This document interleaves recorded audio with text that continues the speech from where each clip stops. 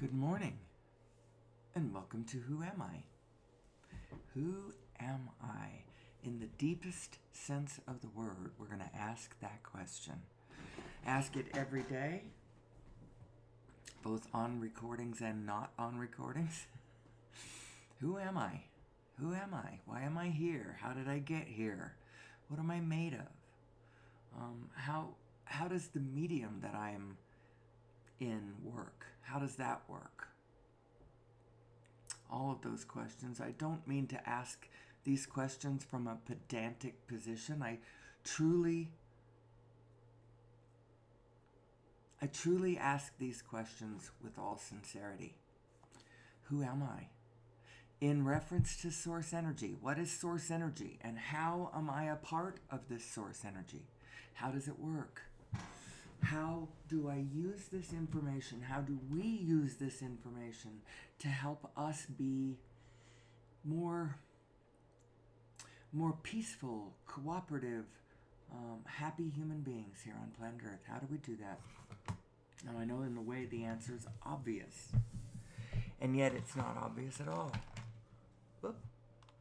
Am I still good? I pushed something. No, all looks good.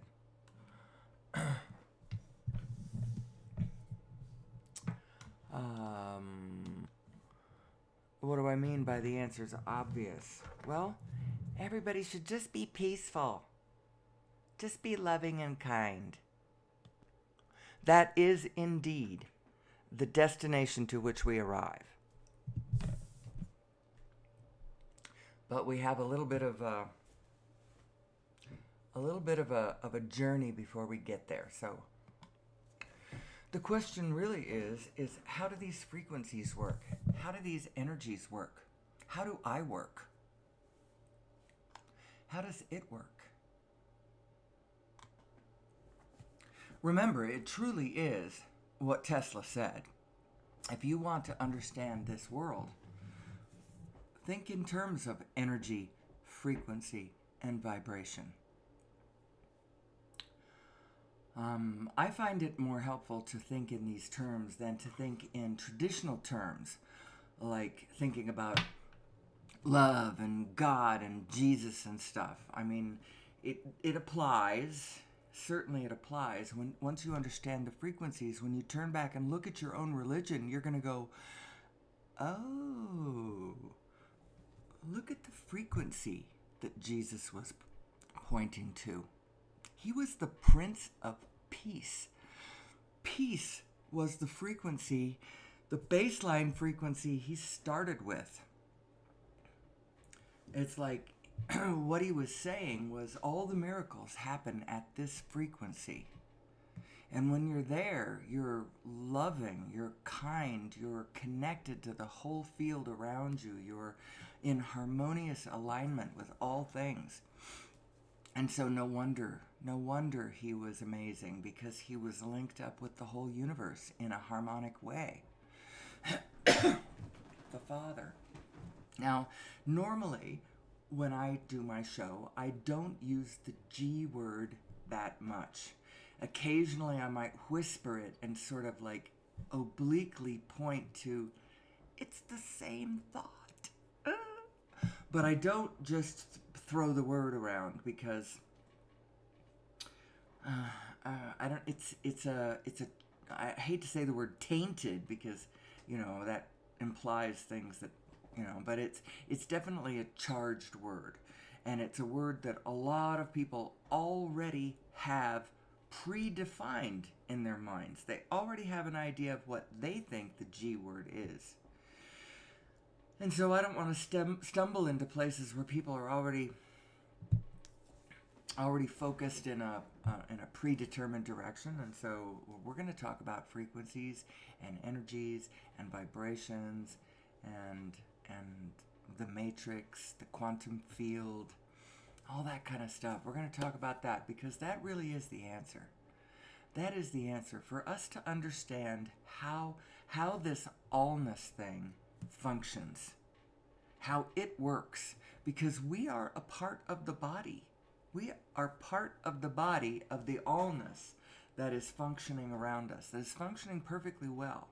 And if we want to bring, higher morality to this at the same time that we blend harmonically with the field around us. I know I had a discussion with my sister as I was trying to explain to her how gentle are the processes of nature. And she started telling me, the harsh way that meerkats sometimes behave, towards each other. They're not kind at all.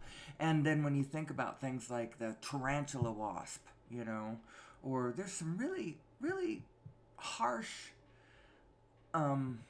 realities in nature. We lived in Africa for a couple of years, and Africa is a very hardcore place. The creatures are just there. There is a everything from like African killer bees. They tend to be more aggressive, and African elephants untamable, and just everything is just more raw on the continent of Africa. It's not soft there. It's definitely stark, and but my point is, even so, there is a harmonic blending of the frequencies in the field when you leave nature to her own. It always turns out bountiful. Always turns out bountiful. There's something very, very distinct and what's the word? What would the word be? Something very unique. No, it's probably not unique, but there's something different about the way humanity react. When you see an ecosystem that has been touched by human hands or not touched by human hands, there's a difference. That harmonic order just naturally happens in nature. Now, we are nature too. All is nature. But I think that there's something special about human beings. And I say it every day in my show. I do believe that we have been genetically modified. I think that where you find this, there might be other touches of evidence. But one place where you do find this evidence is in human chromosome number 2, which is responsible for a large part of the volume of our neocortex, which is that aspect of mind that makes us especially human. It makes us different. It is our overview mind, which gives birth to everything from overview kind of thinking to control of our emotions. And as a matter of fact, it gives us our emotions and then our control over them. The reason that it gives us our emotions, now it doesn't give us, if you look at the diagram of the neocortex, and here it is, diagram of the neocortex, you'll see that in the mammalian brain, you can see some emotions there. So I'm not telling you that even love, you can see love in the mammalian brain. But something else is born in the neocortex. When we have, the human emotions are different from other animal emotions. I'm not going to say that it's utterly different, but there is at least something about the magnitude of it and the configuration of it. We are a little different. And I think it's because when you develop a neocortex, you get, and you could do this over time in a natural way, and I think that we were starting to do that, and there's a lot of creatures on planet Earth right now that are at the rudimentary beginnings, chimpanzees, probably dolphins, whales. There's a number of creatures that are self-aware. As a matter of fact, even an octopus displays some self-aware behavior, but they don't have a neocortex, and their emotions are probably not. I don't know. Forget that I brought up octopus, because I don't know what to do with an octopus. There is a very special kind of consciousness that an octopus has that we could probably talk about someday. But right now, we're going to talk about us, and I think that, so this neocortex, the reason it gives birth to your emotions in the way that human beings have our emotions is because you have a mind that can think thoughts. Any thoughts that you want to, this mind can think. You're free to think whatever thoughts you want. You can think, oh, I'm despairing in this world because nothing will go right for me, and all is lost, and all is meaningless. And you can have thoughts like that. I don't know why I bring up those particularly. I'm trying to think of things that would be really contrary to what your true self knows to be true about the world. The reason that you have your emotions the way you have them is because they are a relative read between two minds. Two minds that you have, your source mind and your physical mind. And I'm going to resist the urge to show my aperture picture, because when I do this, it starts making me think like I'm doing the same show every day. Oh, look at this. I got the same slides. I bring up the same pieces of information. Why can't I be? We're going to go back to my... the only reason I showed the neocortex picture, and then often I go to the pnas.org site and I show you where the article is that was published by the geneticists some 33 years ago, back in 1991. It's over there on pnas.org, stands for the Proceedings of the National Academy of Sciences. And it's where the different disciplines of the sciences publish their work to each other, because it's only other scientists that can really read the highly specialized languages that they use within the sciences. That nomenclature, that jargon that's learning the science, is learning the language that refers to the highly specific concepts that you then put together. And so they published this thing that basically says that human chromosome number 2 is the product of a fusion. It's the relic of an ancient fusion of two chromosomes that from at the telomeres. They're fused at the telomere. And then redundancies on both sides clipped away on both sides of this fusion. And the two chromosomes that were fused, to begin with, they call them ape chromosomes. And then when they fuse, they call this human chromosome number 2. And the more I look at this, I scratch my head and I'm like, why are people not focusing this direction? Why do I feel like I'm the only one? Which, of course, I'm not the only one, because Greg Braden's the one who pointed us to it. Now, he wasn't really bald about it. This is his slide. He's talking about human chromosome number 2, and he points you right to the article. He doesn't say pnas.org, but it's easy enough to figure this out. It's very easy. When you find the volume 88, published on October 15th of 1991, you think you're just going to go right to the page numbers, but the page numbers are hidden within the articles. You can't see the page numbers from the outside, and I couldn't find a table of contents. You might be able to find a table of contents, but in any case, it was the 40th article in. So if you find the table of contents, you'd still have to count 40 in. It's 40 in. And click on that, maybe, and then there you go. That article is sitting right there, and it looks like this. This is the abstract, and this is the full abstract. This is just the title plus the beginning of the abstract. And then this is the full abstract. And see here, it says, we conclude that this is the relic of an ancient telomere to telomere fusion and marks the point at which two ancestral ape chromosomes fused to give rise to human chromosome number 2. Well, I think this explains a whole lot of things. It explains why we are awkward on this planet, why we are still struggling to find a way to be sustainable. You'd think that if we'd, incrementally developed over millions of years, that we'd know how to be.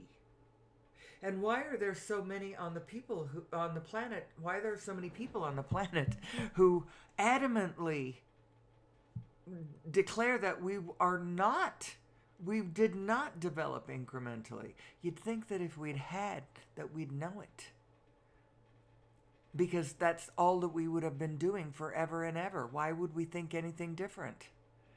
Now, some people think, well, the reason that happens is because our sophistication means that we're at a level where we're cultural beings, and we have developed past physically where we have a culture, and just like the elephants, who when they lose their parents, they lose their culture. And then the children are lost. They don't know how to be. Maybe they are more destructive. They don't know where to go find the food, and they don't know how to be on the planet. And that's just an elephant. With human beings, you can see that we've developed quite a ways in a relatively short distance. Like the last, I don't know. What do the natural scientists say? 10,000 years? 5,000 years? How long ago was it that we were... I don't know. I think that a lot of the natural... I think that we don't have the right picture quite yet. I don't think that collectively we have landed on the right picture yet, generally.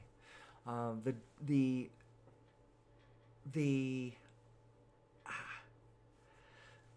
collective word is still what you see in natural history museums, which I think that there's a great deal of truth to that. But there's also a fair amount of, the word that comes to mind is impetus, but I don't like that word.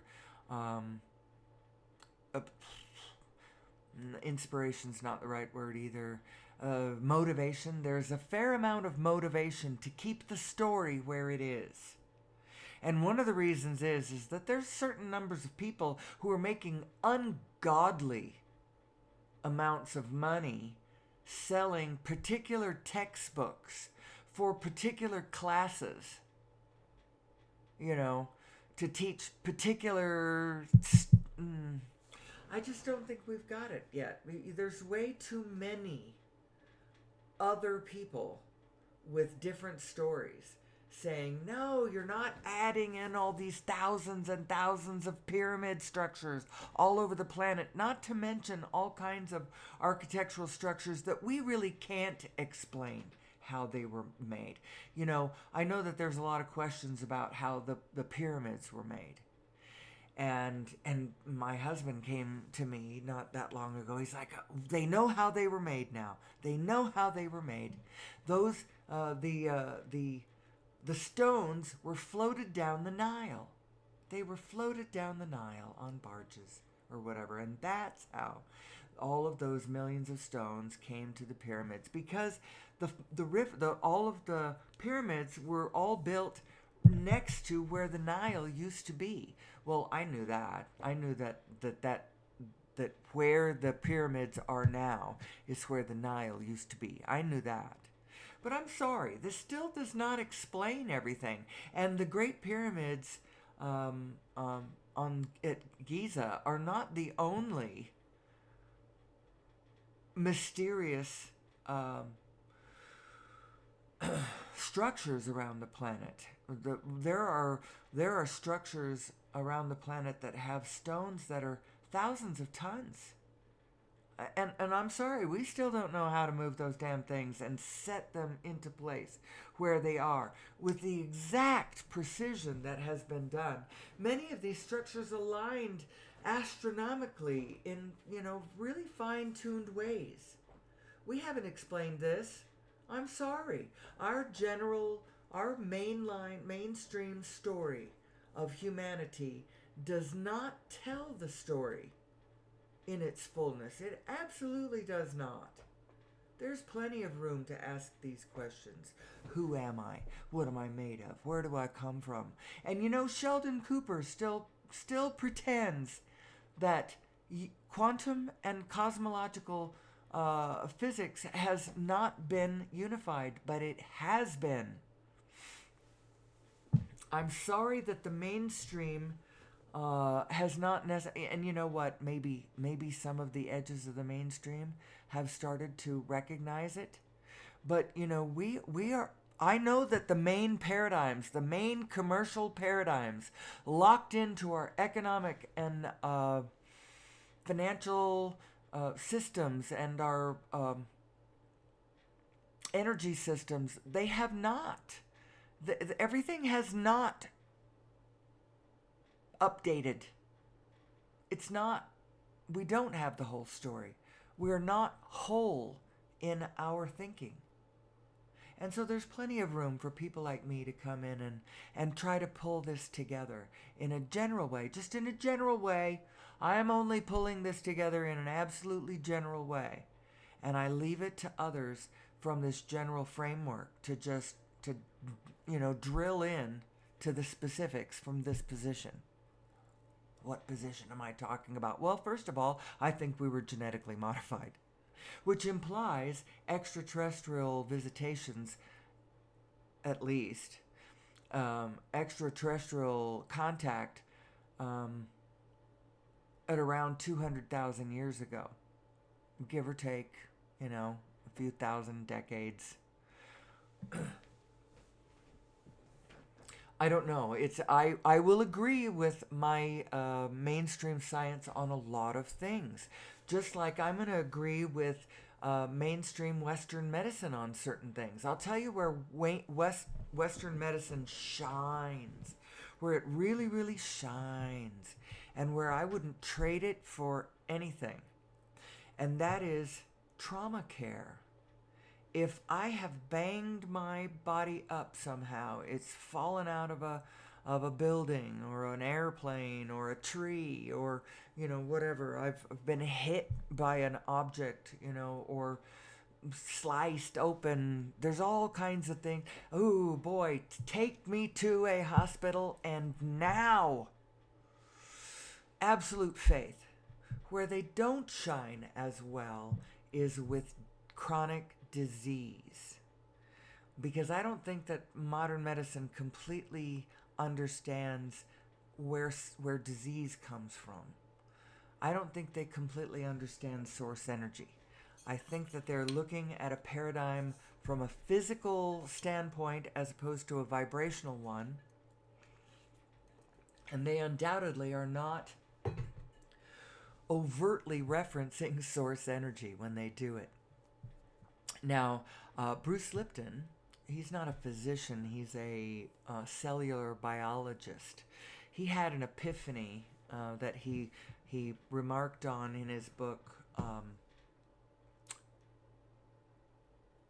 The Biology of Belief, where he noted that most of his fellow med school kind of people, there was a choice between two kinds of physics that you could take. You could take regular conventional physics, or you could take quantum physics. And almost everybody that he knew opted for the one side. At one point, he peered into, I think he was already I don't think he was just a student when he first took quantum physics. I think he did it along with everybody else, with the regular conventional physics, and then it was later in his career that he took quantum physics, and he immediately had epiphanies about the meaning of life and medicine and the way the cells were moving and a spirit connection. There was all kinds of epiphanies he had, and I'm not going to go dive into those because, I haven't encapsulated Bruce Lipton's thinking very well into my thought processes, so I would be clumsy at it. And I'm sorry, I've left this slide up for too long. I realize that. I'm going to go back to my original picture. Which one was it? I call it Magic. No, that's not the right one.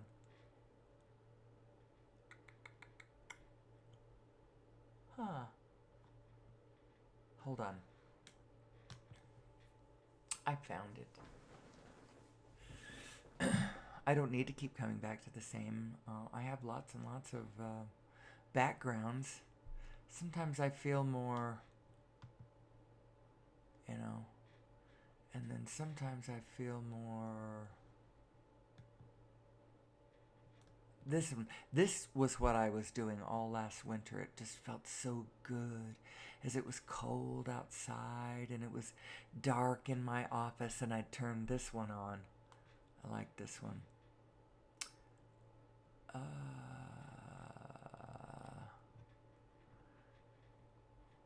Let me go back to my picture here. So we've gotten to the point where I've told you that I don't think that our mainstream has fully got it right. And one of the reasons I think that is because that there are economic incentives to hold it in places that are not entirely accurate. Like I said, there are people who make like $100 a book on textbooks that they force you to buy when you take such and such a class. And I'm not saying that those books probably cost the student more than that. But there are people making fortunes on the information the way it's set. They don't want to change the stuff. They want to change it incrementally and every year sell you a slightly different version of the same thing. They don't want to... for one thing, they're not going to be the one that writes every textbook if the information changes wildly.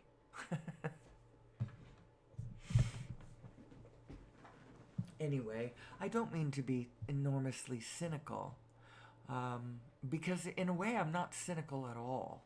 But you can't be you can't be naive about understanding the pitfalls. You can't be naive, but you also can't focus on pitfalls. Actually, in truth, we are doing very, very well on planet Earth. You may think that we aren't, especially when I point out the problems that we have on planet Earth. Now, at the beginning of the movie, Lost Century and How to Reclaim It, which I always put in my... I always put this in my links list. It's one of the reasons why nobody can find my videos, because the description of my video is not a description of my video.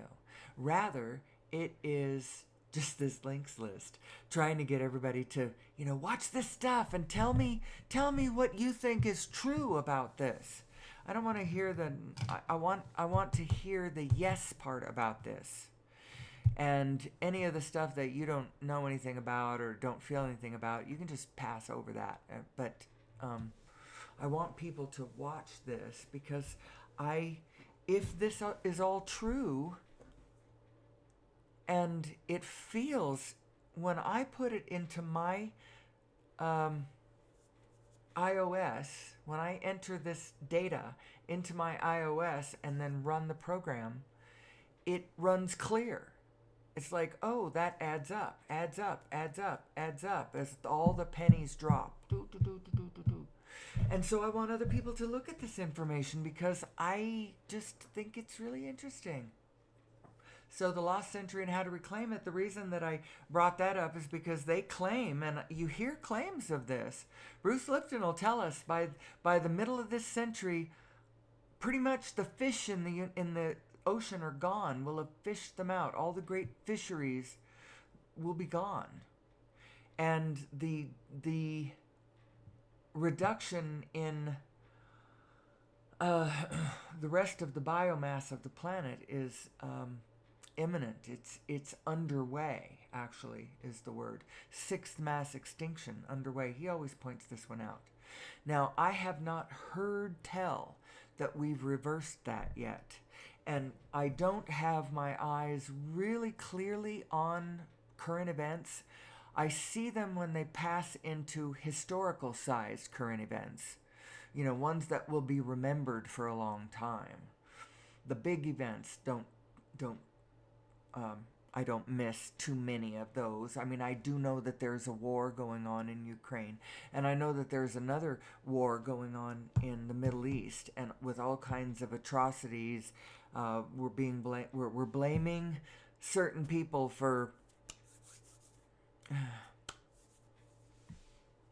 Well, as you know, as you can tell, I don't really know the details of that. I see things come up in my email feed where people are hollering about conditions in Gaza and who might be responsible for those, and that we've got to help and we've got to do something. And I'm not sure what to do, except for I think that the rising of consciousness in the world will help. It just will. Of course it will. Let's go back to here. I don't want to leave it on my list. Although on that links list you'll find the Connected Universe and you'll find The Lost Century and How to Reclaim It. You'll find Quantum Revolution, the first episode. You'll find The Connected Universe. That's the movie narrated by Patrick Stewart about the unification of quantum and cosmological physics, which happened in 2012. And Patrick Stewart narrated this movie in 2016, and I believe Big Bang was still going on in 2017, unless I'm wrong. I think they were still going on then, and Sheldon Cooper, he would have been a perfect person to if he was real, wouldn't it have been great if Sheldon Cooper could have looked at Nassim Haramein's work? Why didn't that happen? Why didn't that happen? That paper was published in 2012, and I know Big Bang was early back then, you know? And it would have been great. It would have been glorious. But no. Sheldon may not be smart enough to quite understand the vibrational nature of the universe. He's too hardcore something. So, where does this leave us? Where have I left us off? Who am I? Who am I? I do not believe that collectively we are getting the whole deal. I think that we are a fractured species, and individually, as individuals, we are largely fractured. We need to find our wholeness again, our wholeness with our own individual selves, and then collectively with the whole biofield of humanity. And we need to move our systems and our structures into the 21st and 22nd centuries. We need to line up with the reality of the world around us. We need to plug into a different energy source. Now, I'd say this all the time, and I act like it's a done deal, like it would be so easy, and I'm not so sure how easy it would be. But what I think has happened is I think we've been lied to, first of all. And so what collectively we generally believe about what's possible needs to be tweaked a bit. We don't understand how supportive the structure of this universe actually is. It will support you in anything, including misguided beliefs about things. It will support you if you believe the world is dark. It will support you if you believe the world is light. It will support you if you believe that everything is possible. It will support you if you believe that nothing is possible. It will support you, support you, support you, support you. It will support you in your creation of abundant lack. It will support you in your creation of abundant abundance. It will support you. And so we need to understand how this works so that we can use this magnificent, magical structure of the matrix that is the universe in order to solve all of what may still be our big problems. Now, like I said, I don't follow the news, and so for all I know, we're on a different energy system entirely, and all the wars have ended. And instead of the sixth mass extinction, we are, re-blooming the planet even as we speak. I say that with all of that with my tongue in my cheek because I'm pretty sure that has not happened, even though I'm not closely watching the news. I don't need to know who murdered who, on what neighborhood street every single day. I really don't need to know that. That is one form of news, and I'm not saying that should be different. They can go inform us of those things every day if they want to. The bad news channel, the bad news, the good news, the important news, the fluffy news. There's all kinds of news. Weather. I like to watch the weather, but I try to be careful about that one too, because the weather is also malleable. And if every single one of us starts looking in expectant horror over, the whatever weather's going on, and then we watch the Weather Channel and why am I saying this? Because ultimately I believe that we're such magical creatures that if we really understood how we worked and then worked it, especially collectively, because collectively we have a great deal of power, which is one of the reasons why I would like to reach a place where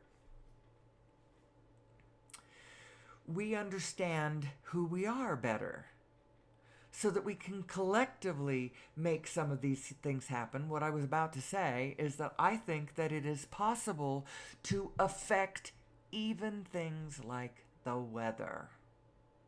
I think our consciousness affects the weather. I think it does. I think it affects everything. Now, it affects it mildly as human beings because, but when we all get together, okay, I've just thought of a new thought. I don't think I've mentioned this. I talk about the HeartMath Institute and their work on the studying the heart-brain connection and its importance and its power as it relates to all kinds of things, including human function. So they teach heart-brain coherence techniques and certain meditative techniques that allow your heart rate variability to rise to a high degree. It puts you in a state of being that is highly, what's the word? Well, they teach this technique to all kinds of people in the military, in the police forces, in business and industry, because it helps everybody. It would help air traffic controllers do their job better. It would help policemen do their job better. It would help stockbrokers do their job better, and soldiers do their job better, and everybody. Because when you align the heart and the brain, all of a sudden you are a fully functioning human being, and you you operate better. Your intuition is better. You're pinging the impulses that you take off of source in the moment that your heart and your brain are connected, are in alignment with yourself, in alignment with the rest of the field, in alignment with what your inner being knows to be true about the situation. You are in alignment when your heart and your brain are linked up in a particular way. And they have these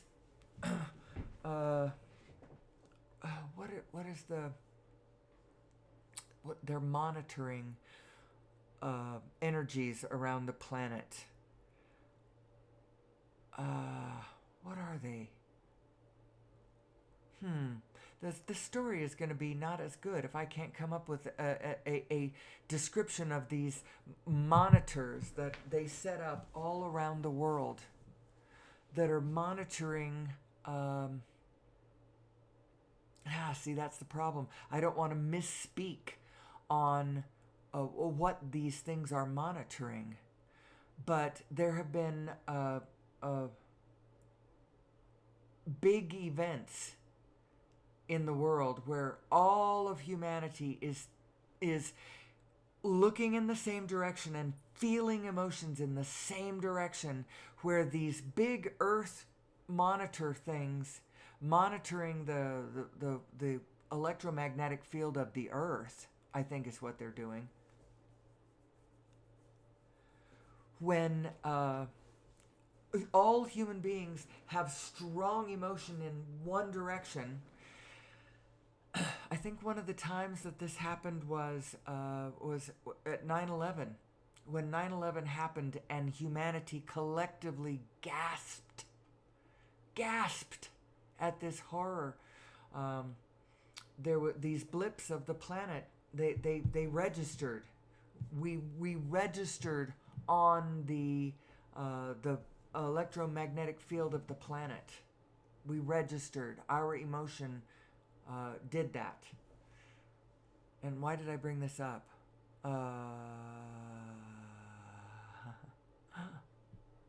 Well, because I thought that was interesting, but there was a reason I was tagging into it. Who are we? Who are we? And how do we use this knowledge of who we are to help affect whatever problems we think we have? Whatever problems we have, large or small. You know, how do we use this information to address our issues and turn them into non-issues? Turn them into points where improvement points. Places where we realize that things could be better in this place, and then we go in and make things better until we get to the point where we are not in the sixth mass extinction and we are no longer killing the planet, but rather we can start giving back, start planting trees, and we are. I know we're planting trees. I know we're doing that. We have these programs where we try to go back in and mediate destruction that we have originally wrought, us or other things, fires, and we do good work. There is many things that we do that are in such beautiful alignment. And when you get your book of positive aspects and you start walking around the world and you start jotting down, you start noticing how good the world actually is. The world is actually right on track. But it would be helpful. It would be helpful if we understood the relationship between our physical mind and our non-physical mind, and that's what's creating our emotions. And then don't be so quick to go into negative emotion, because you start to understand how black and white your emotions actually are. Now, they're black and white. You put too much black and white together and you get gray, and then now all of a sudden it's like, oh, I can't tell the black from the white anymore because it looks kind of gray here. I've blended it up too much. But in actual fact, every thought that you have has a source. And the source is going to be one of two things. It's either going to be coming from a fearful place or a loving place. A fearful place or a loving place. Now, when it starts to get gray is where it feels really flat. Where it feels flat, it's really hard to tell. You know, was that fear or is that love? Because it doesn't really feel like either one of them. I'm not particularly frightened and I don't feel much affection. So what is this? Where is the source of this thought? It's one of the reasons why it's a good idea to get to some emotion. Find some emotion. Why Abraham tells us that she would rather see you in negative emotion than no emotion at all, because no emotion is harder to read. Negative emotion, you at least can tell where you are. So you stop for a minute. If you're in negative emotion, you stop for a minute and you start thinking about the thoughts that you've got. Where did this come from? Where did these thoughts come from? And you can trace it back to some place where you were frightened about something, or you were angry about something, or so I have gone through different stages where stages as in I had different gurus, and there were different people, different wisdom teachers that I absorbed their work. In the sense that, how do you absorb someone's work? You look at their work and you say, what is this person trying to say? When he talks about the pain body, and pain body's coming out to feed, my pain body is getting low on its negative energy, so I need to poke somebody, to try to get them angry too, and we can have an argument about something. I can jack my pain body back up. My pain body can get more, because it's losing energy and it needs to feed. That's one of the ways to look at it. That was an Eckhart Tolle in the pain body thing. And when you look at his work and you absorb what he's saying, you go, oh, I can see what you're saying. I can see how you've labeled the different things, the different energies, and how it works that way, and how you can see that. Very cool. Well, I went through a moment where I thought Gary Zukav was just really, really, really, really, really saying interesting things. And I could see what he was saying, and him and Oprah had some really profound discussions about, he would talk about like the mothership. So your design is like you have your little ship that you can take in whatever direction you want. And then you've got this mothership. And if you follow the mothership, then you're going to have a much easier voyage. And if you go what opposite direction of the way the mothership is telling you to go, then you will have a rough ride. You will have a rough journey.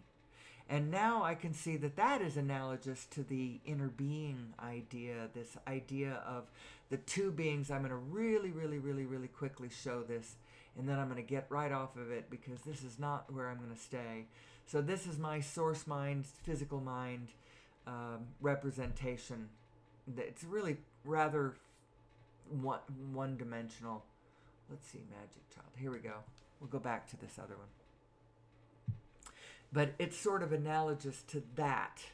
And the source mind is like the mothership. And you go along with what she knows because she's in touch with the whole damn field. Or you go in whatever way you want to, whatever superstitious, ignoramus way you want to. And you'll find that if you are running contrary to the reality around you, you're going to have a rough ride. If you're running contrary to the laws of the universe, you're going to have a hard time. So anyway, they were having a discussion about being on the Oprah Winfrey show, and how, so if you're going to be on the Oprah Winfrey show, your motivation matters here. The intention, what's the source of your motivation? If you want to be on the Oprah Winfrey show in order to make your parents proud, that's actually one coming from fear. That one is not coming from love. You may say, oh, but I love my parents and I want to make them proud of me because I love them. So that's love, right? No, it's because somehow you believe that you have to prove your worthiness. And you want to make them proud of you because maybe somehow you think that either they aren't proud of you or it's something that you have to renew every, periodically, because it's not, your worth isn't just there naturally. It's a fear-based thing. If you want to go on Oprah Winfrey because you think it's going to be fun, because you want to, that's a motivation from love. So see how that was, the reason I like that story is because it takes something that maybe you don't realize, that motivation. If you're doing something to make your parents proud, then you're not doing it for love. You're doing it for fear. And there's a taint in your motivation that you need to go find, because it will grow, the momentum of that, since the source of it is rooted on the wrong side of it, it's rooted on the negative side. As the momentum increases, that is going to turn into a poison pill. We need to do all of the things that we do for joy, for love, for fun, because I want to, and it's, so maybe you're living in a life that's not all that fun. But the natural impulses that you have to move in response to actual needs that you're feeling, because I can hear some people say, but you can't do everything just for fun because you got to pay the bills and you got to, you got children to feed and you got, well, you know what? The making of your house or the setting of your table, the acquiring of your food, all of that can be done for love. All of that can be done for love, and you can do it from a pure impulse that you get from Source saying that you want to do it this way. Do it because you want to, because it's your path of least resistance. If the way that you're trying to go has big, huge roadblocks in front of you, like big, huge roadblocks in front of you, it may be the universe saying, you know what, that's not the way to go. Like if every time you turn that direction, you're getting, your face bashed in, or your toe scraped, or, things sliced off, maybe that's not the way to go. Maybe the universe, so now this is actually a difficult concept, and I realize that if I bring this up without coming at it from an Abraham perspective, and clear the way for the audience, I may get resistance here when I tell you that your actual way is a path of least resistance. Don't heroically go down the path of greater resistance. There's no reason to, actually, and love and Source and the flow of all things are downstream, not upstream. Don't swim upstream. Swimming upstream is going negative. It's crossing your own energy stream. It's resistance is the issue. Resistance is futile. And I know that we always thought that meant something else. The bad guy says, resistance is futile. And the good guy says, it is not futile. I will resist you and I will conquer. I will succeed. I will be victorious, or whatever. Resistance is not futile. And actually, resistance is futile. Resistance is not what you're looking for. Resistance isn't what you're looking for. Resistance will only get you more and more. On the other hand, there's nothing wrong with the density of this space. And it's like with the resistance, with the contrast, it's like the clay with which we form our lives. And so it's all a good thing. It's all a good thing. None of it's a bad thing. But what do I mean about path of least resistance and all that? And doesn't that sound lazy?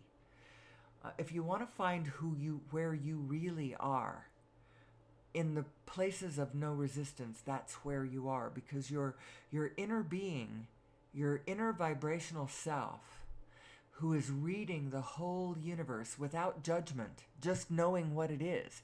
It has all of its circuits just locked into the reality of the world around you. It doesn't have any circuits left over to be sad or sorry or judgy about it. You think, judgment is mine, saith the Lord. The funny thing is the Lord's not judging. The Lord is just knowing. The Lord is simply loving. The Lord is just connected, loving, knowing, vibrational spirit. And it knows who you are, where you are, what you want, what we all want, what would be the win-win position for all of us. That's what your inner being knows.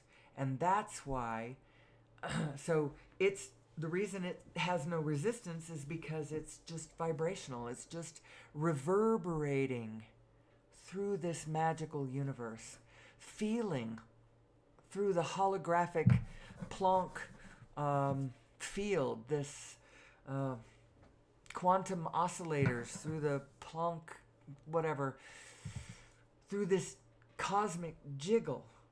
It feels the universe. And it knows who you are and what you want and what you love and what you care about. And what you should do is don't worry about the resistance. Don't worry. So 8 years ago, I went into political resistance. I became kind of politically aware, not active, but politically aware back in about 2009. And I discovered talk radio. And I started listening to the one progressive radio station here in Albuquerque. And I found things like Tom Hartman. I found Stephanie... Gosh, I can't even remember her name now. Stephanie...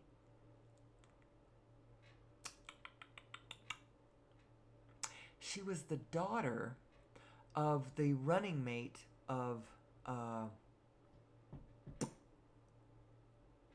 Barry Goldwater from back in 1964 when Barry Goldwater ran for president. He had a running mate, whoever he was, and I even went to see a live show of hers because she's funny.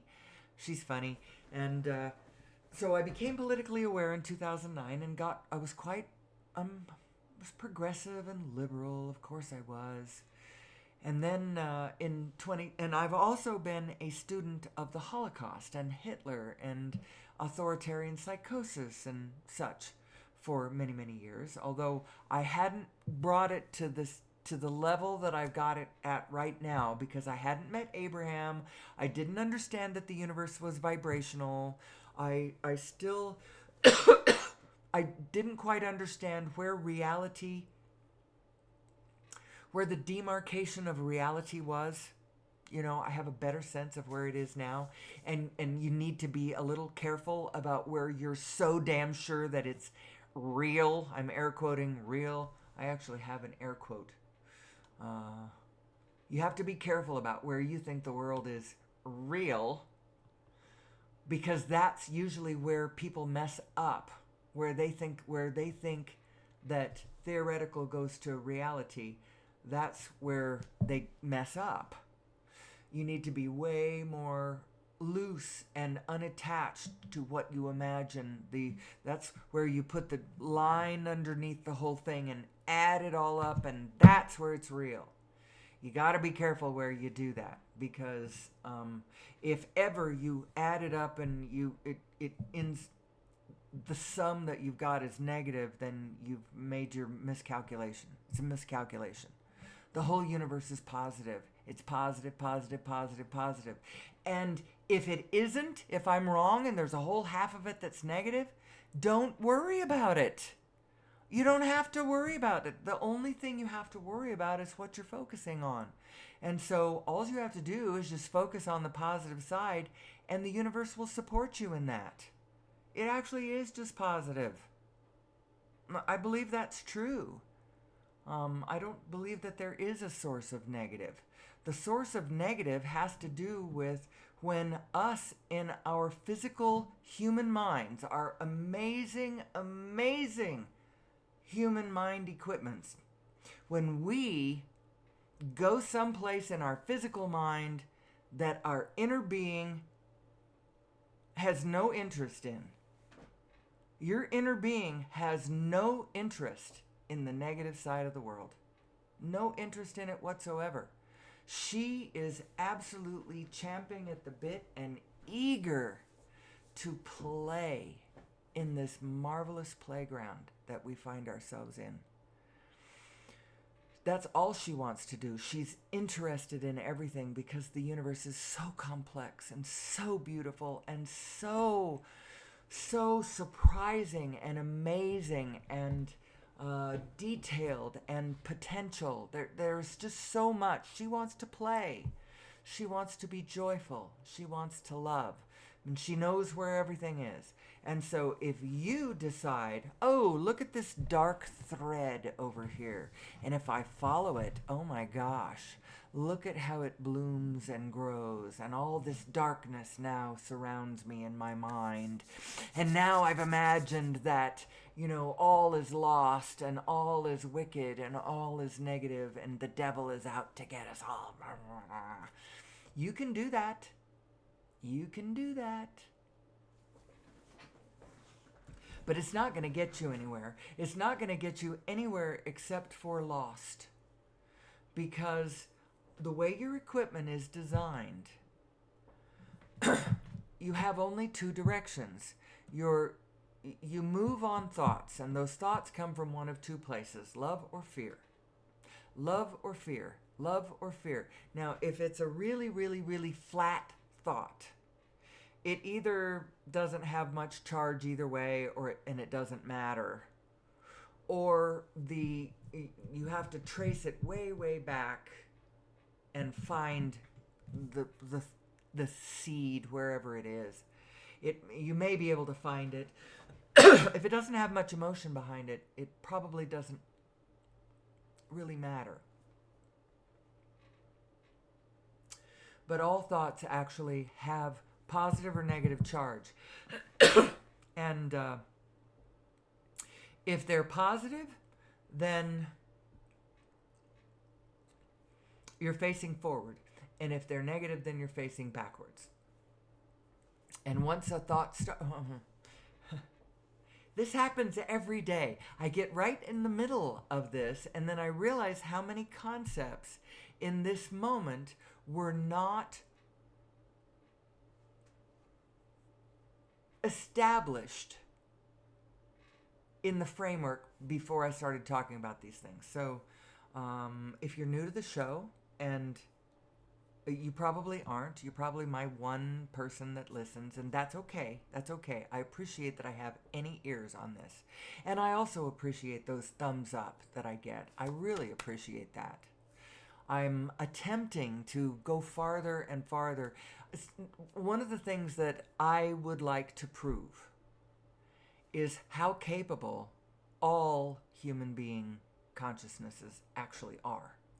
Because I'm nobody. I am absolutely nobody, and yet I think that in a way I'm kind of brilliant. And everybody is that way. You just have to find the place where you really are, not where you might be being. So what's the difference there? So I maintain that who you really are, is a being of light, of vibration, of formless, connected to all the rest of the formless. You are, but you have two distinct special aspects. One is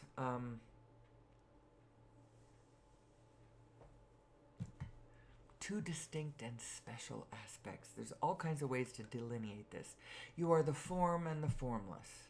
You are the expirational and the eternal. You are the conventional and the vibrational. You are both of these things. You are not just one. You are not just the other. You are both of these things. At least as you're standing in a physical body, you are both of these things. If you are not standing in a physical body, well, then you already know who you are, and so I'm not talking to you.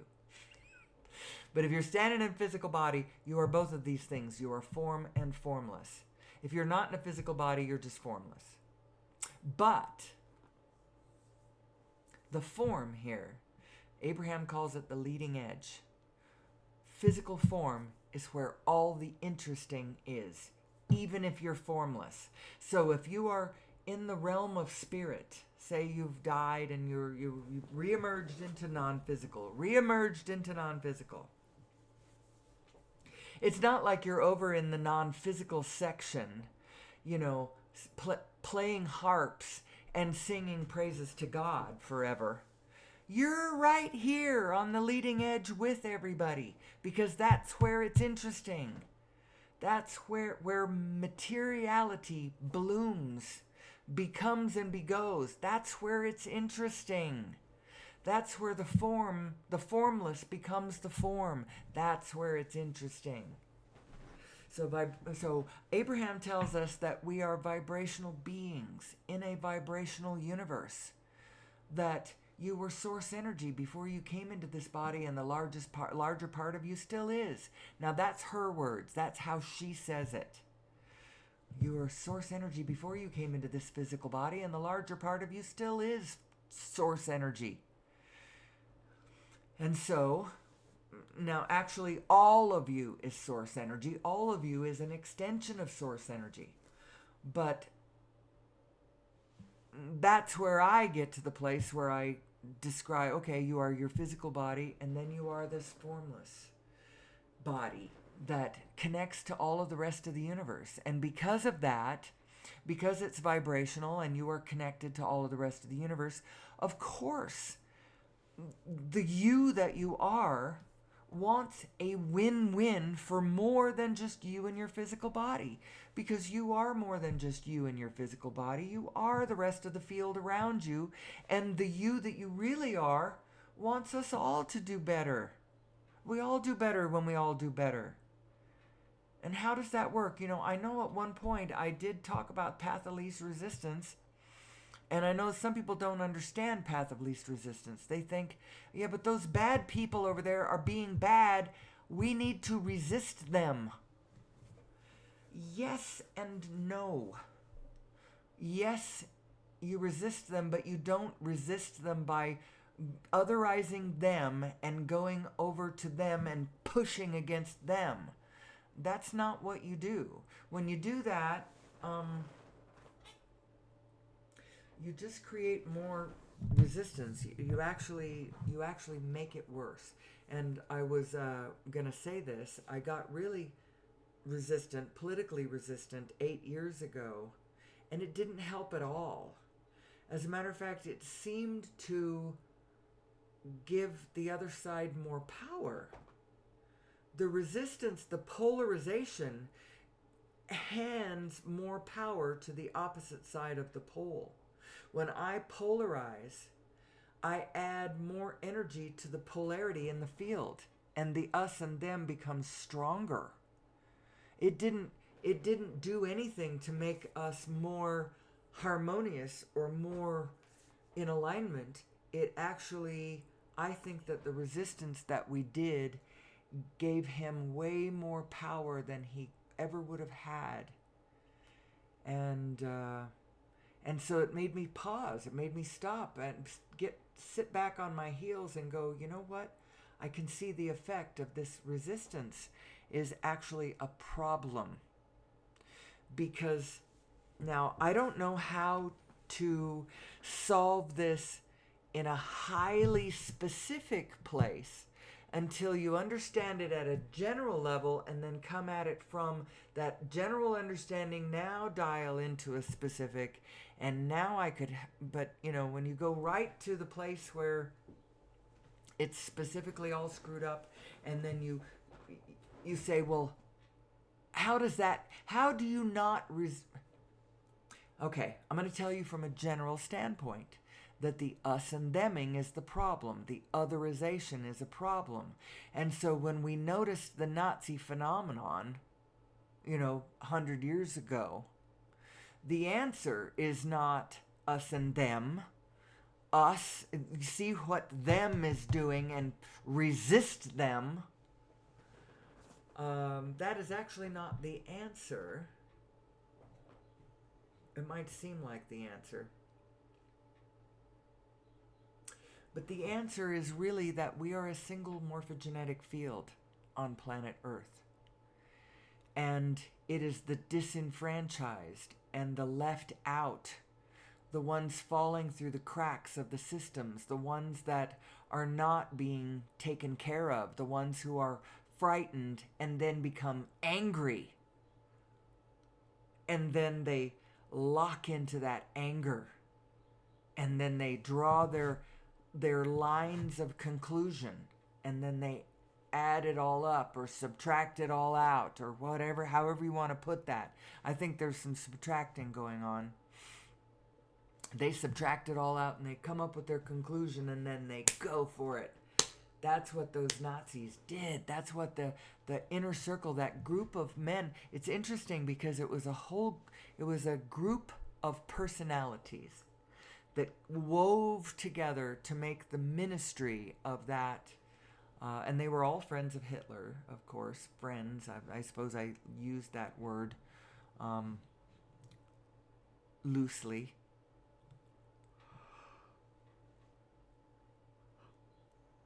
But it was a very interesting phenomenon to observe.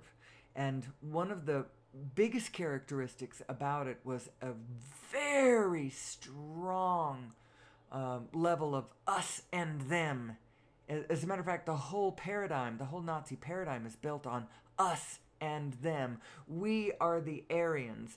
Them are everyone else. All of the lesser races that we have to conquer and subjugate in our us and theming. That was the problem.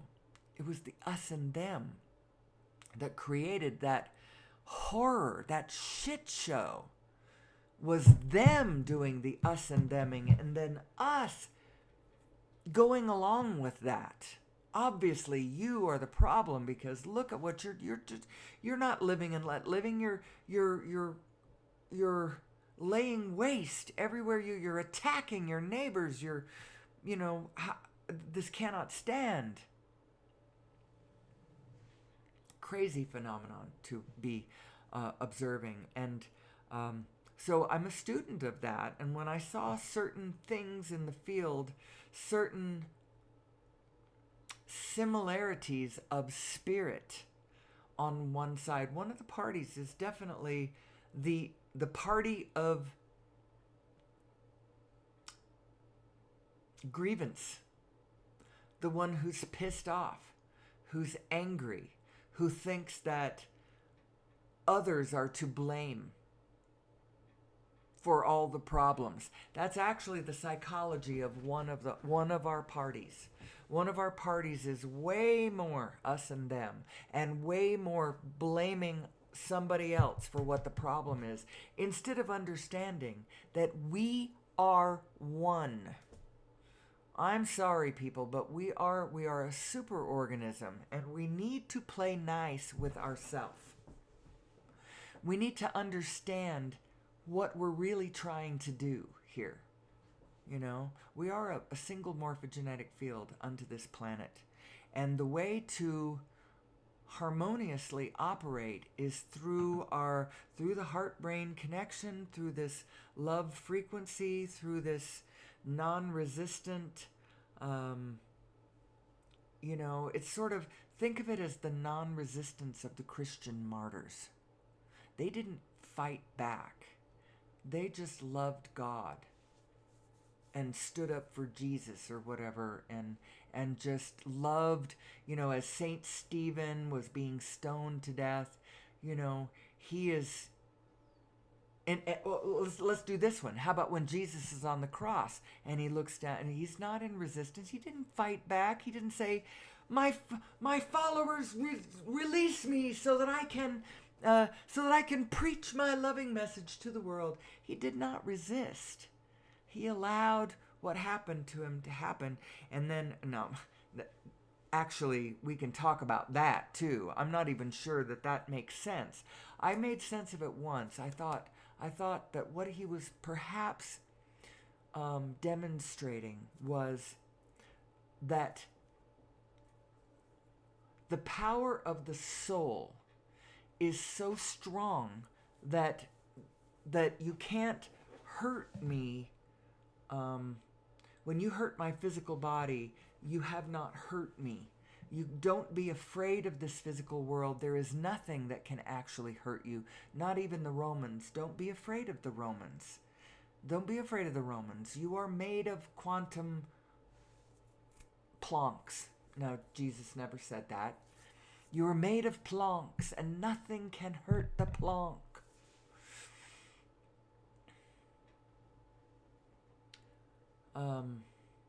But anyway, the one I was going to do was him on the cross, looking down at the Romans and saying, "Father, forgive them, for they know not what they do."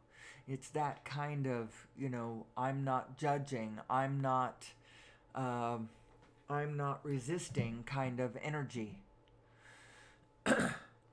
Now, I'm sure I just offended a lot of people, and I'm sorry, and I should be more careful when I choose my words, because I didn't say any of that perfectly. And so if you have any arguments about what I just said, just imagine to yourself that I could have said it better, and now try to find what it was I was really talking about.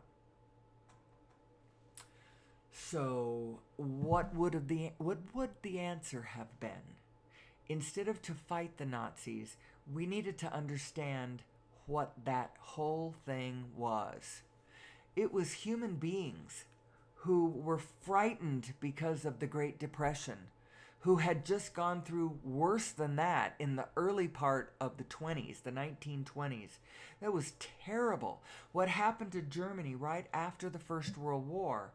They lost the war, and then the Allies just kind of stuck it to them, ground their boot heel into their whatever, and ground their nose into the newspaper or whatever. That's not the right image. Really rubbed their noses in it and heaped all of the responsibility and all of the blame on them for all of World War I. Well, that was a mistake, because we are all in this together. And that was a huge us and them move by the part of the Allies. And so then the Germans got thrust farther into an us and them paradigm. And then you had people who were actually didn't do that well. Hitler wasn't doing that well before the war, and then after the war, he wasn't doing very well. And he became angry as in his observances, he decided that it was those people over there that were responsible, because he could see the structure of the world, and lo and behold, Jews are right there in the middle of all the financial institutions all over the world, and Hitler wasn't fond of what was going on. Now, it's not fair, though. It's really not fair. For a long time, did you know, in medieval times, Jews were only allowed to do certain jobs. the Christians, the Christian governments, the church and all of the governmental social structures that governed us through the Middle Ages and before and whatnot. Anyway, they decreed that if you were Jewish, there were only certain things that you could do. You weren't allowed to be everything. I think you could be a doctor. I think you could be a banker. A financial person was something you were allowed to be as a Jew. The Christians would allow you to be that. And then later, when they're at the heart of all the financial institutions, then the Christians get all upset about them because, oh, those greedy, money-grubbing Jews. When that was one of the only things they were allowed to do, excuse them for doing well. Anyway, so Hitler looks around and he sees that that Jews are at the heart of a lot of these institutions and stuff, and so he makes the erroneous conclusion that there are better people and lesser people. There's good people and bad people. Inherently, innately, by blood, by physical characteristics, they are of more value. Well, that was a mistake, because that isn't true. Innately, at the heart of it all, at the spirit level, we are all the same. I am made of light, you are made of light. We are all good. Now, how your mind and your inner being are lining up can determine what you are being. So there's two. Let's delineate this. There is who you are, and then who you are being. Those are two different things. Who you are is goodness and light and love and connected force with all the rest of all that is. That's who you are. Now, what are you being? You could be being very wicked. If you are living, if you are actioning from your negative side in any way, I mean, if you are impetusing from your negative side on any kind of a regular basis, then you've got issues in your life. And addressing that negativity is what's going to fix your physical problems. It's kind of what the church has been trying to say for the longest time. Be loving and peaceful and kind. And your life will work out better. It's just true. It's just true, because that's the natural frequency that we're on, that we are designed to be on. So, where does all of this leave us? We're vibrational beings in a vibrational universe. I haven't even talked about fossil fuels. We need to get off of them damn things. That is what is killing the planet. It's the one thing that if we stopped it, if we plugged our civilization into a clean, free energy source that existeth everywhere, all of a sudden you wouldn't need the infrastructure. You don't need the infrastructure. And so, okay, what are you going to do with all those people who have built their lives and their careers on harnessing the infrastructure? Well, they're people like electricians, for instance. They're still going to be used for electricians, and their understanding of that powerful form of energy in this world. There's going to be plenty of places, and each individual electrician has to absorb the new information about who and what we are and what we're all about. And okay, so we don't need electricians to wire the wires in the houses anymore, because the source of our energy are these little solid state devices that are in the center of all of our. You don't have to have any particular, your house doesn't have to be wired, because the whole universe is charged. And so you just have to make your electrical devices your technological devices with a source energy component inside the device so that it connects it directly to the source of all things.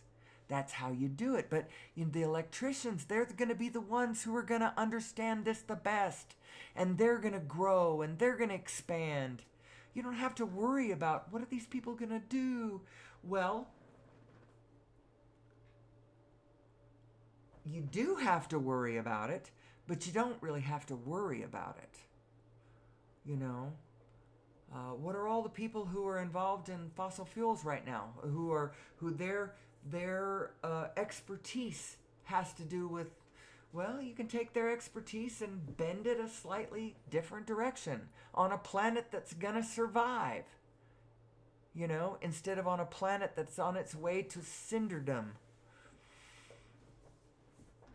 We need to get off fossil fuels. And I do believe that our greater understanding of source energy from all directions is going to help us do that. Going to help us understand who we are as individuals and help us understand where we're going as humanity. Now, in my links list, I do have a link to the paper, the latest paper that Nassim published back in last September, on the origin of mass and nature of gravity. Because I do believe that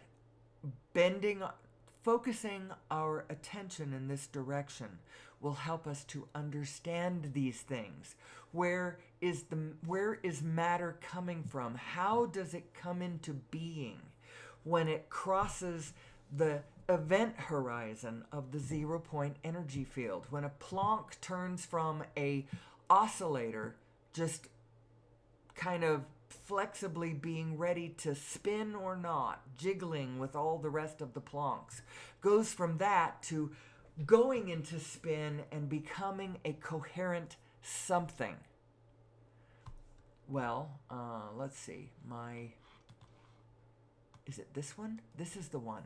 As it does that, as it comes across the event horizon from nothing into something, it's organizing. What is it organizing as?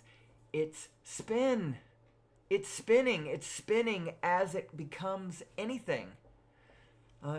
Spin is baked into the cake. And that is actually the source of the four forces. The strong force, the weak force, the gravitational force, and the... I don't know what the last one is. Is it Coriolis forces? I don't know. Could be some other forces. All of the forces. That's where it comes from. It comes from the fact that as these Plancks start to organize, they're spinning. Spin is fundamental. You don't have mass without spin. You can't find anywhere in the world where any mass is not spinning. Because even if you're looking at your desk and you say, well, my desk isn't spinning. Well, your desk most certainly is spinning. It's spinning on this planet that is spinning. You know? And this planet is spinning around the sun, and the sun is spinning around the galaxy, and the galaxy is spinning around the cluster, and the cluster is spinning around the supercluster. And undoubtedly, that supercluster is spinning around the universe, which is a black hole, in a toroidal motion. I'm sure it is. But it's hard to study it because it's so big.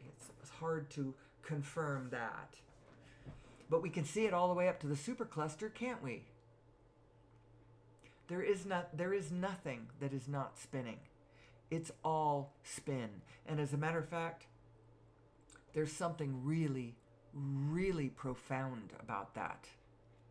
Because actually, spin is the only thing that you're seeing. There's not actually any stuff spinning, it's just spin.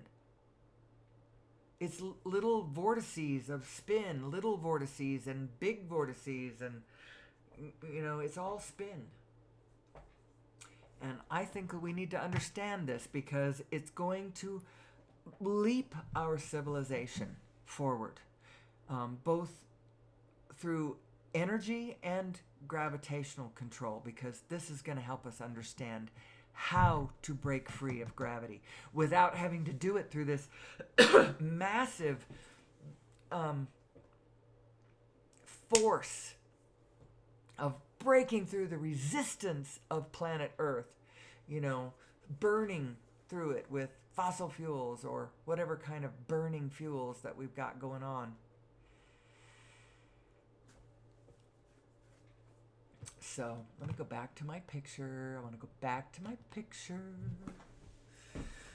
I don't want to stay in these other pictures. Then I start thinking that I'm saying the same show, and I know I'm not saying the same show, although basically the idea is the same. Who am I? Who am I, and how does this work? Who am I as a vibrational being in a vibrational universe? Now, I started talking about the rules of the game as Abraham will tell us. Abraham being this, what Esther is really doing is she is releasing fully her physical mind self and handing her physical mind is going over to a place of complete non-resistance. And in this non-resistance, she is finding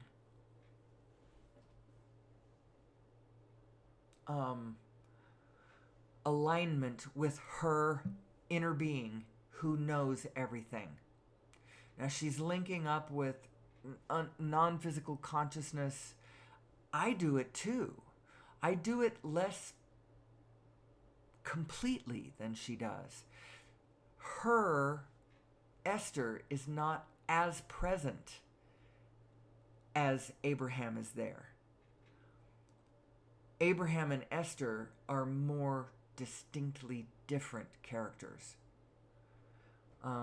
You can blend that more.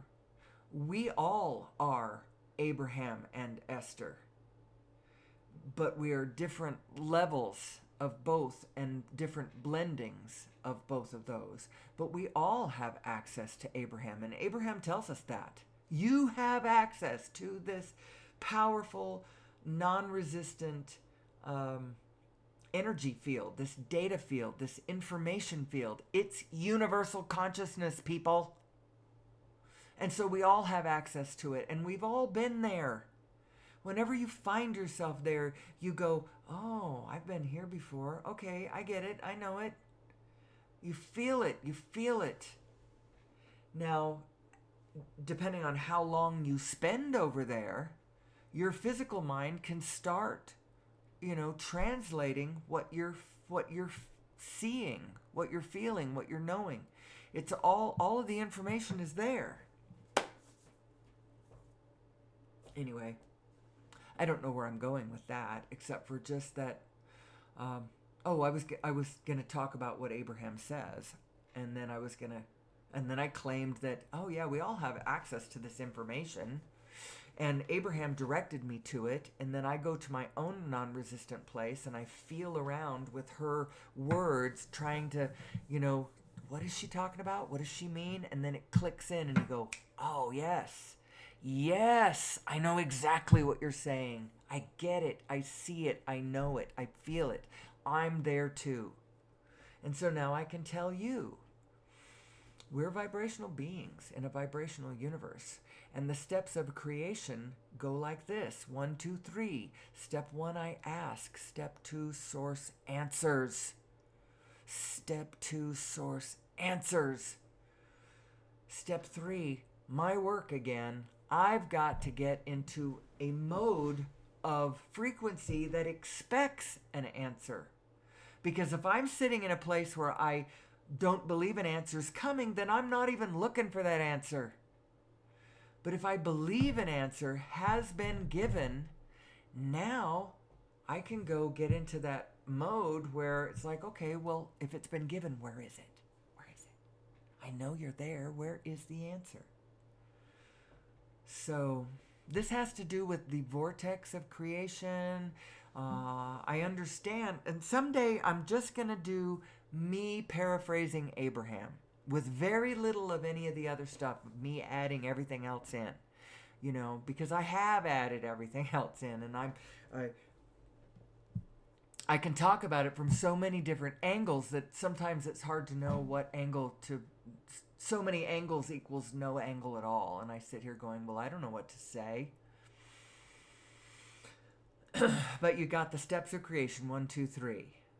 And the number 2 is so important, and you knowing that step 2 has happened is so important. It gives you the faith to know that there is an answer. If you've got a need, a question, a desire, there is an answer. So what is our question? What is our desire? Our question is, how do we be sustainable? What is our desire? That we live harmoniously and lovingly and kindly, that we re-garden planet Earth, that we know who we are.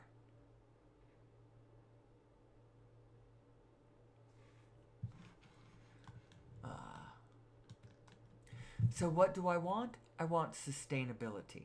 Because what's the opposite of that? Not sustainability. It means everything that we build, not sustainable, coming down, either, sooner or later. And later seems to be going faster and faster now. So sustainable, that's what we want. Joyful co-creation, that's what we want. Fairness, that's what we want. Justice, honor. How about abundance? We want abundance. Beauty, abundance, sustainability. I don't want to be partly responsible for the 6th mass extinction on planet Earth, and as a human cell, we are all responsible, even though it is the collective body of humanity that's doing a great deal of it, doing most of it. I mean, I'm not personally chopping down any rainforests, but I don't know. They're all of the goods and services on the human supply chain. They come from all kinds of places, people doing all kinds of things all over the planet in order for them to monetize so that they can do what they need to do with power. They want to control their climate. They might live in a very hot climate, or they might live in a very cold climate. Both of those, you need to control your climate. If you live in Sweden or if you live in Phoenix, both places, you need to control your climate. You need power for that. And how do you get power? Well, you come up with some kind of good or service, and you trade it on the human supply chain for the kind of power that's available on the human supply chain right now, which is mostly fossil fuel based. Even the stuff that's electrical is fossil fuel based. Whether it's coal-fired power plants, or even there's a great deal of fossil fuel use in nuclear power. Nuclear power is not clean power. It is very, very dirty power. And some of the waste that you get from that is toxic for millions of years. We don't want to do that. It's hard to even wrap your head around how bad of an idea that is, especially when you have other alternatives. What other alternatives do you say? Well, I'm not saying that these alternatives are easy. I'm just saying this is the direction, people. It's like you eliminate everything that's impossible. What you've got left, even if it's improbable, it's got to be the answer, because it's not the impossible. Fossil fuel is not going to be the permanent plug-in for humanity's power source. It can't be. Oh, we could do it for another few $100 trillion, can't we? No. We've got to transition our crumbling energy structure now. So now I claim that it's possible. What's the first thing that we could do? Well, collectively as Americans, we could maybe somehow force our secret side of our government to cough up the information it already knows. Because I'm not saying that over Unity devices are simple or common in any way.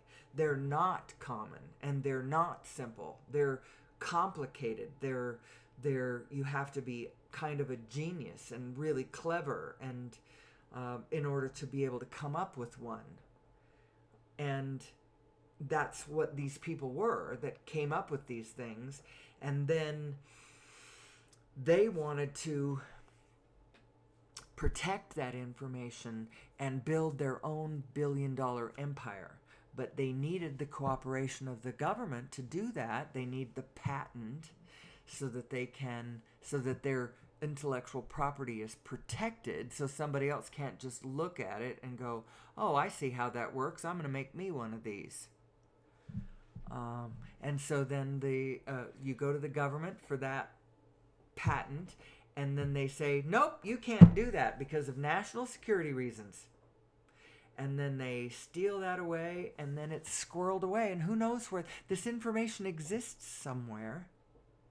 I just know that if we all collectively knew that it existed and that it was possible, that we'd be able to recreate it, or we'd be able to go find it, or other geniuses out there, the Sheldon Coopers of this world, instead of fawning after, whatever mainstream crap he was doing.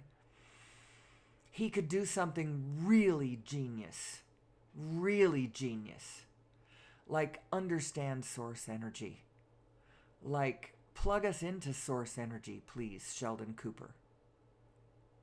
I'd like to see an episode where he discovers Nassim Haramein's work and changes because of it. And then he comes up with something really amazing that actually does help humanity.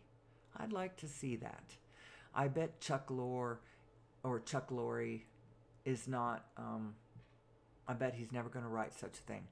Too bad. It'd be great. So who am I?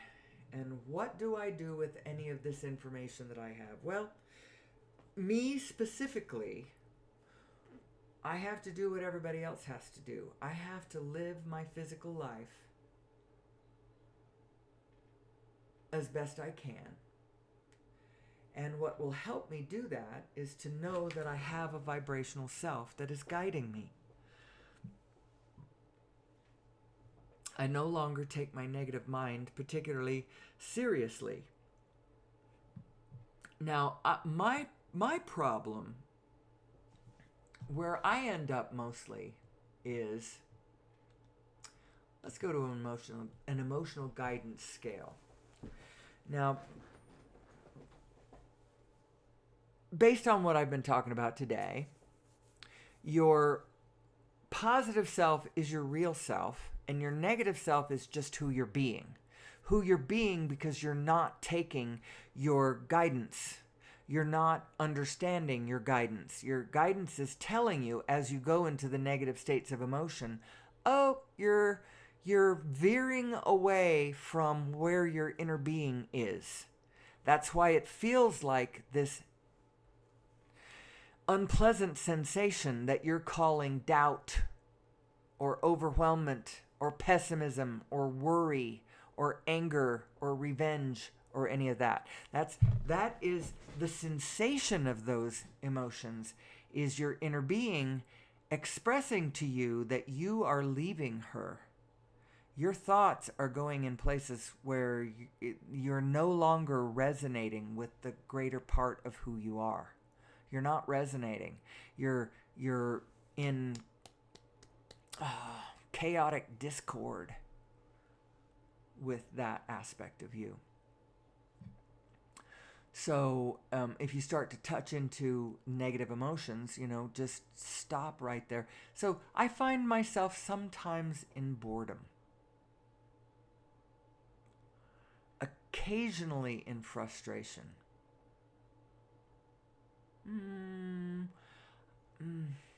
Most of these others, if I hit them, I only hit them for just the tiniest second. I do not stay in any of these negative emotions for very long. I'm incapable of doing it. I can't hold a grudge. It was one of the reasons why I had a hard time leaving my my alcoholic husband who died 28 years ago in a car crash. I had a hard time leaving him because I loved him. I cared about him. I knew him and I knew who he was. And I could not stay. I couldn't hold my negative feeling about, my anger or my fear or my whatever that might have driven me away from him. I couldn't keep it up long enough to pack and get away. And so I was locked in. And he made a self-sacrifice for me, I believe. We probably all did it together, and we all understood at some level and all agreed, but he's the one who paid the price. He sacrificed himself for us. Now, I'm not saying he intentionally did it. I'm just saying that he stepped out of the way. He died, and I no longer had to figure out from that position what to do. And it's a good thing because I was starting to get bitter. I was starting to get more angry. It was becoming more and more obvious that he was the problem and I could not figure out how to fix him. Now I understand he is not the problem, or he's not my problem. The only thing I need to worry about is whether I am in alignment with myself or not. And no one can come between you and you. There is no possible way to intervene from the inside. So if you understand who you are, there is no one that can keep you from your destiny. There is no one that can come between you and your alignment with you. And from that position, now all of a sudden you have massive, profound overview of your whole life and situation, so that you can understand how best to move. What do you want? What do you want to be? What do you want to do? What's fun? What's joyful? What do you love? And then, if you're loving something that is being threatened, how do you focus on the love and not the threat? All of that. Well, you got to get good at this. You got to get good at understanding your dual nature. You are the formless. The formless is actually who you really are. And that's good news, because the formless cannot be hurt. The formless, there is nothing in form that can hurt the formless, because the formless is actually that force that is becoming the form. Isn't that interesting? But you are not the form. You are the formless. The formless is the eternal continuum, data stream, vibrational information aspect of you. That can never be hurt. So go identify with that aspect of you. Now, you are also a physical body. You are being a physical body in this physical life. And when you are not actively engaged in the act of being in a physical body, you are rallying around physical bodies being physical, because the physical world is what all the non-physical is interested in. Because the physical world is what the non-physical world is busy becoming. Do you understand how important both aspects of these two aspects of you are? So important. So important. Your physical aspect, so important. Your non-physical aspect, so important. That's who you really are. So if you want to help the people around you find their way, what you can do to help them is lock your aperture of focus very firmly upon who they really are. And don't ever take your eyes off of it, no matter what they do. Because what they do does not change who they are, no matter what they do. who you really are is this eternal, connected, light energy being moving through time. Now, as a human, we are special because somebody endowed us with some special characteristics. And I believe that they did it. One of the reasons I believe this is I think it's fun to believe this. I think it kind of makes life more delicious and exciting, and it also explains a lot of things, and it makes sense. Apparently, intergalactic civilizations do obey the Prime Directive. It is important that you do not interfere with naturally evolving planets and species on naturally evolving planets. And somebody messed with us. They appeared on planet Earth. They probably colonized planet Earth. Maybe they shouldn't have. I don't know. I don't know what the rules are about colonizing planets that already have. Now, that didn't have any kind of civilization. We're talking 200,000 years ago. And we're talking primate beings, hominids, like not anatomically modern humans, but some sort of earlier version that didn't have the neocortex the way it has it now. And they genetically modified us. They tweaked us. They granted us this neocortex, this overview mind, granted us our emotions.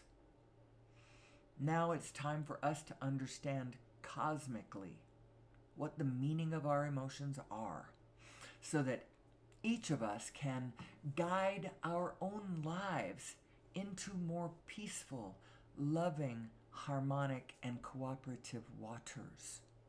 Thank you very much. That's what I think. That's what I think. That's where I think we are.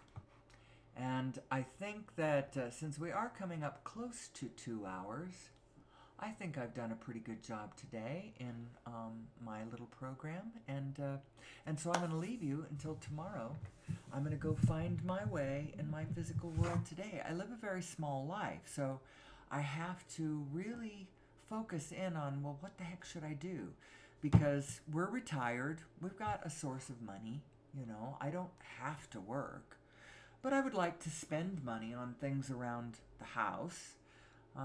There's a lot of things I would like to do. There's trips we'd like to take. I want to help my children get through. They're going through just a little bit of a rough time at the moment. It's not really rough. It's not rough. They're not rough. They're actually both doing really, really well. But they're transitioning from that phase of their lives where none of us understood how this worked. And they were banging away at it in a very traditional, physical, self-judgy kind of way, trying to make me proud and trying to stay ahead of the demons of whatever chasing them, forcing them to capitalize. What am I going to do? They're in their 30s now, and it's high time they really figured it out. But I absolutely understand, because none of us understood. And now that I understand, and they understand, they're transitioning from where they were to where they're wanting to be. And I'm helping them. And I would like to help them more, so I'd like to be rolling in money myself. Actually, my whole point was, I have specific things on my plate that I've got to figure out. Everything from all of our mechanical systems here on the property, because I don't like feeling like my power or my water could be taken out from under me at any given moment. And the reason I say water is because I'm on a well that needs electrical power or it doesn't pump water. So when my electrical power goes out, my water goes out too. And I don't like that. I don't like that. It's one of the reasons how come I'm focused on the source energy aspect of the power system aspect of this, because our grid, our current system of providing power to the rest of humanity is just, we've got to get off of it. We've got to do something else. I'll talk about more of that in the days to come. For now, I'm just going to say goodbye and go live my little life. No golf today, no bowling today. I think Costco might be in order. In any case, I'll be back tomorrow because actually, I may post a special edition because I may be having a call from my special guest that I've had on the show before. So if you watch this show, look for the possibility. Otherwise, I'll explain tomorrow how come we weren't able to get together or why we didn't make a recording. In any case, I love you. I appreciate you. Thank you for being on this journey with me. Thank you for watching this stuff with me. Thank you for your thumbs up. I appreciate it. And I'll see you tomorrow. And until then, please, let that source be with you.